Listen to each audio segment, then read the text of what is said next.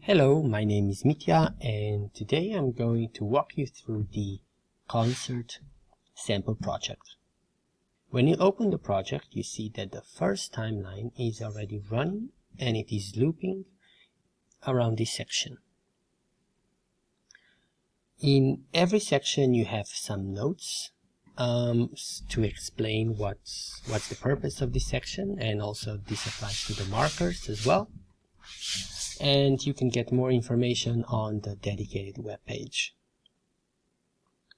The idea is that the first timeline is what we call an intro timeline, which is usually playing before the concert actually starts.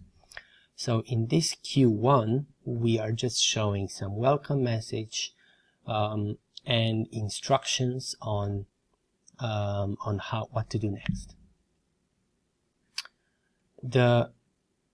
The sample project consists of a large stadium and, let's say, a typical stage with a walkway and the main screen and two IMAX screens at the side. Here in the thumbnails window you see the canvases, and later you'll also see that we are using a thrower to throw some content spatially onto the screens. This timeline is not synced to any kind of syncing source, whereas the other ones, they are all synced. So the first one is intro timeline, and the next three are one timeline for each song.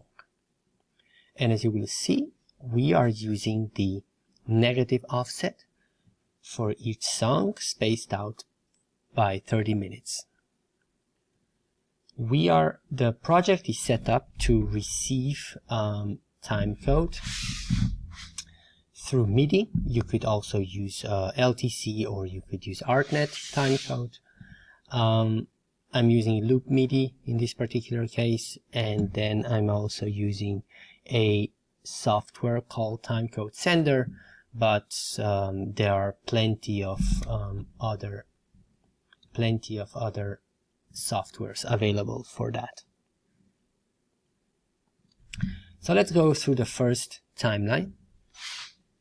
So as I mentioned, here we are in the welcome section, so the Q1 is welcome section.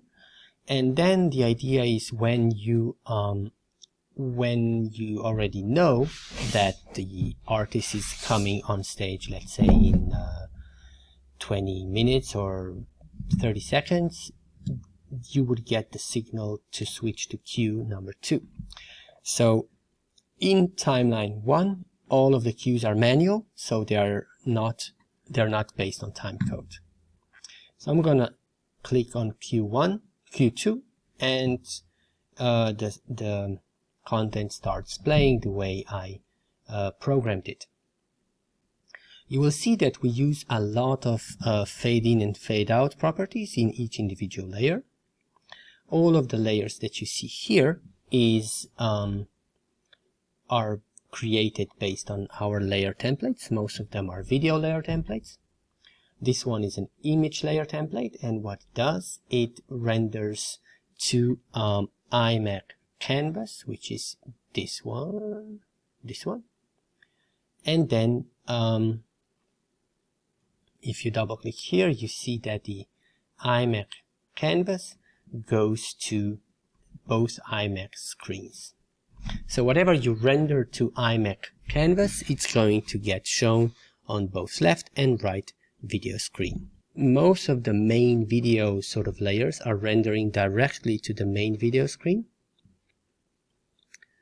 And here is a nice little generative layer. It's based on the render time layer, which what it does, you can select what kind of a time would you like to display until the end of timeline, from beginning of timeline until the end of the layer, or from beginning of layer, and then you select whether timeline or layer, and then you type in the text you would want to appear before the number of 27 seconds or after. and of course decide on the font.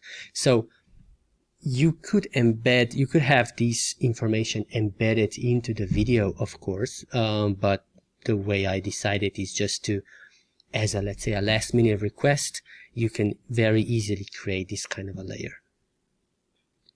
Again, if you don't already know, if you double click on any of these layers, you can modify what each of these layers does.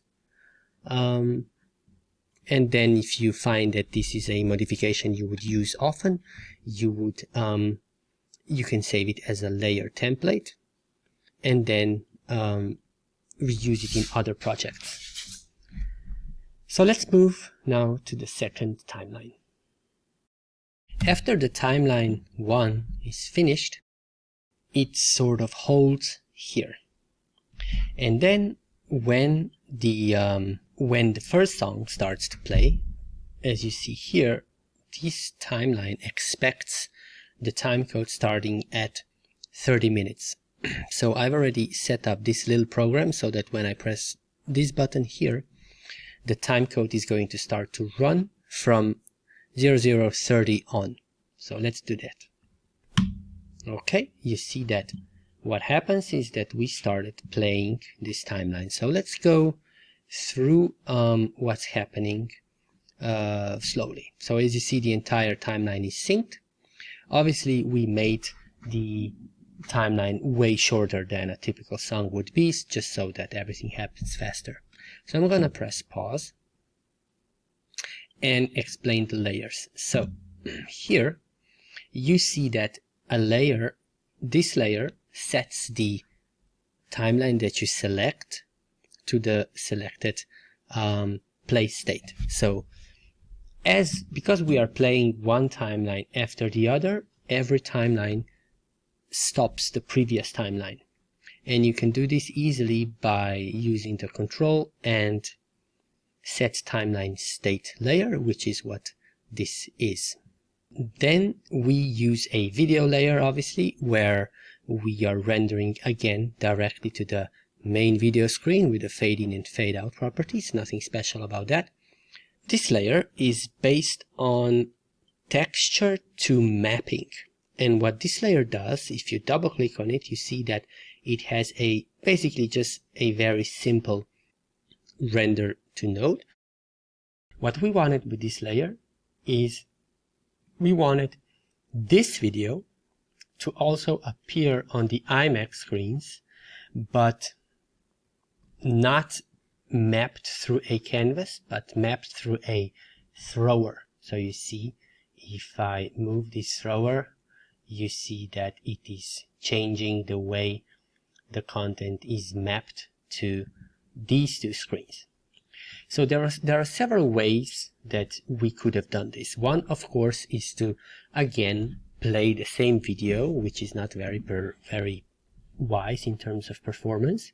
So that's a no-go. Another one would be that we switched the mapping off at this point, for example, but I didn't really like this approach because it would require me to create a canvas somewhere here, which would render to the main screen but also to the thrower, this one, which at the moment is not getting the content from any canvas but directly from the layer. Instead, what I chose to do, and what this texture to mapping layer was designed for, was to be used as with layer connections. What layer connection does, it grabs the value of any variable from the source layer and copies it over to a variable in the destination layer. And in 90% of cases, this is used with texture variables. So you would have in a video layer, you always have a video texture variable.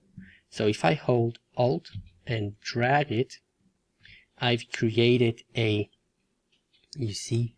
layer connection, and it is shown by this arrow, which is the same color as the color of any kind of a texture variable. So it's easy for you to see when a specific layer connection is active and also what kind of a value is being transferred. So of course this layer is rendering to a perspective thrower, which is what I selected here. And then if I press play again, here we have a video layer which mimics a typical video capture layer. So in a real project you would have a camera connected in the devices window. You would have probably a Deltacast receiver, since it's what the default capture cards in our servers. But here we have a looping video which shows something similar to what a camera would show in an event. Alright, so yep, that's the main thing in timeline cues 4 to 7 first song. Okay, so let's move on to the second song. I've set up the second song so that it starts with the timecode 1 hour, which corresponds to this button in my little timecode sender program. So I'm gonna click it, and what's happening, let's go through all the layers one by one. I'm gonna pause this one so that we can work more easily. Alright, so here I have the set timeline state layer again, that one, where I've selected the previous timeline and made sure that it is set to stop, and then I am playing the main video, which is this fiery cloud on the main screen, and the live capture, which is in essence the video layer, rendering to the HD to iMac canvas, which is rendering to these iMac screens. Why am I using this canvas is because the original video is 16:9 aspect ratio, so I'm just using a sub-region and rendering to both iMac screens. Alright, the next thing that we can talk about is the properties. So all of the content layer templates have a vast array of image or texture processing options embedded in them. So if you double click and open the layout of these layers, you see that it is quite complex, although it's quite easy to understand. But again, you don't have to open it. Everything is accessible here with easy to use variables, just like in most other media servers. Alright, so let's go. So I'm playing with the color adjustment here because in the brief it says that it should be in black and white.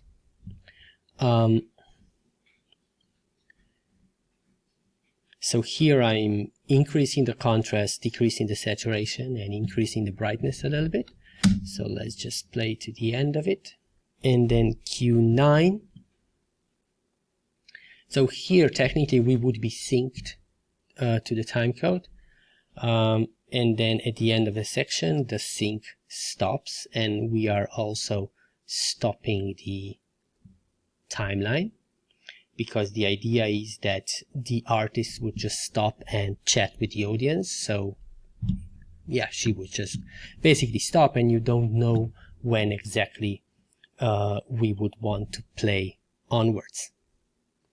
So cue number 10 we need to trigger, and it's a manual. So I'm just gonna click play, and the cue says that we need to fade out the iMac screens, and again we stop.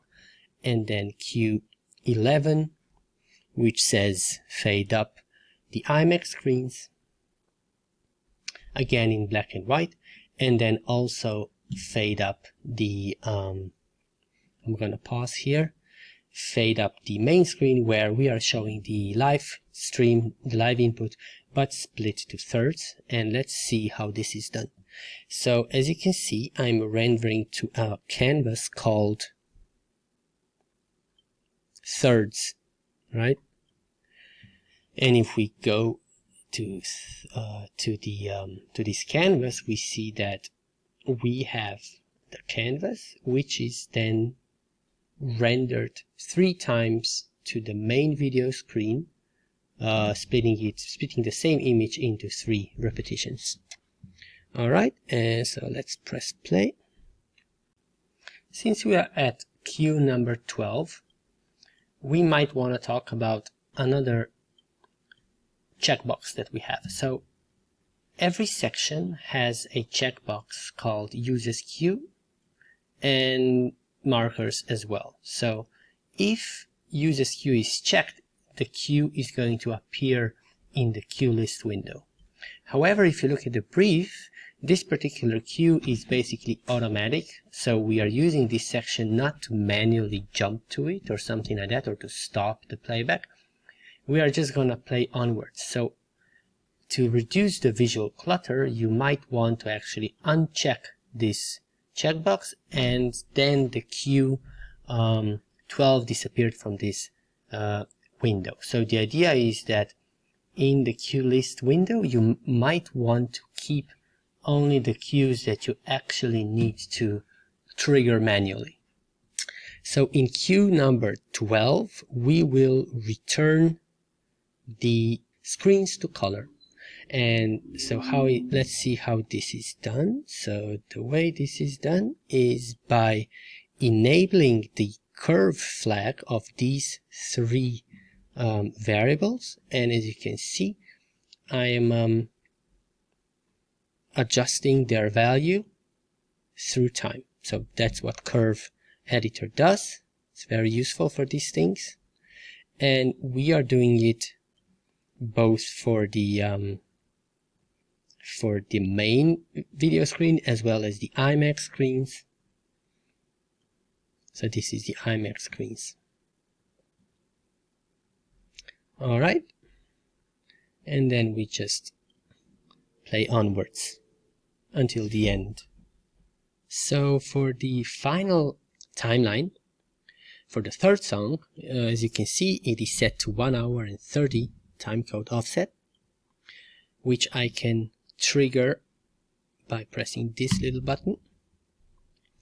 Alright, so let's pause it so that we see what's happening. So in the brief, it says that initially everything should fade into white. So I'm using a solid color layer template. This one here, set it to white and set the color to white and set the fade in and fade out as I should, as it's basically written in the brief. Then what's interesting is it says that the screens should start to sort of flash in sort of a strobing effect, and that the main solid color should fade out. So this is how I've achieved this. So I'm fading out the main white color. Both of these layers are rendering to canvas called to all screens, which is this one.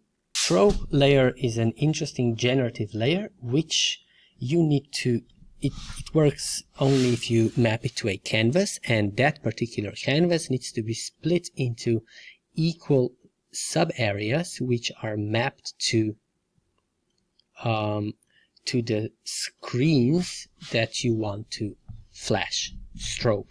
And then you need to type in the number of screens that you are splitting this canvas to. So in our case, this is 3. So what it does, it creates this kind of flashing pattern, splits to exactly the same number of sub areas as is the number of sub areas that you type in here. So if I type in 2, it splits into 2. If I type in 6, it's gonna split into 6. So in our case, because we are splitting this canvas to 3 screens, I'm gonna type in 3 and it works as it was intended. Alright, so cue number 14 is again, of course, based on the timecode. Fade in the main song and then fade in the iMac, the live input, first with a very, very pale look. So again, I'm using the color adjustment and using the curves for that, like so, you see. And yes, and then slowly fading the iMac screens back to color.